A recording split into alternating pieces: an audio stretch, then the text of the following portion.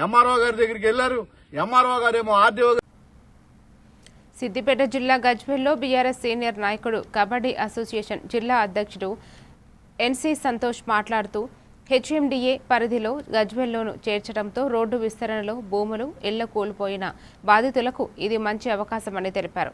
గతంలో టీడీఆర్ సర్టిఫికేట్లు కార్పొరేషన్ పరిధికే పరిమితమవడంతో సమస్యలు ఎదురయ్యాయని, ఇప్పుడు మార్కెట్ విలువ కంటే 4 రెట్లు లబ్ధి చేకూరేలా చర్యలు తీసుకుంటున్నట్లు చెప్పారు. బాధితులు తమ భూపత్రాల వివరాలతో స్థానిక మున్సిపాలిటీ టీపీఎస్ సెక్షన్ను సంప్రదించాలని ఆయన సూచించారు. సొంత ఒక ఇల్లును కోల్పోయారో వారికి లబ్ధి చేకూర్చే ఒక విషయం, ఈ విషయంపై ఈరోజు ఈ చిన్న సమావేశం ఏర్పాటు చేయడం జరిగింది. ఈ డెవలప్మెంట్ సంబంధించి ఎన్నో కార్యక్రమాలు గజ్వేల్లో గత కొన్ని సంవత్సరాలుగా జరిగినాయి.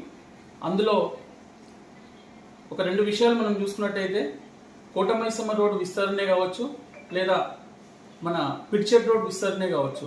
ఈ 2 రోడ్ల విస్తరణలో యాక్చువల్గా హెచ్ఎండిఏ లిమిట్స్లో ఉన్న ప్రాంతాలకే పరిమితం చేయడం, లేదా మున్సిపల్ కార్పొరేషన్ ప్రాంతాలకే పరిమితం చేయడం వల్ల అప్పుడు మేము టీడీఆర్ సర్టిఫికేట్ చేయలేకపోయాము.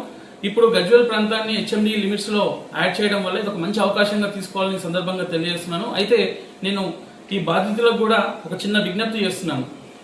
ఎవరైతే ఈ రోడ్డు విస్తరణలో ప్లేస్ కోల్పోయారో మీరందరూ కూడా లోకల్ మున్సిపల్లో ఉన్న టీపీఎస్ సెక్షన్లో మీరు కలిసినట్టయితే వాళ్ళు ఖచ్చితంగా మీకు హెల్ప్ చేస్తారు. ఎందుకంటే నేను సంబంధిత అధికారులతో మాట్లాడడం జరిగింది.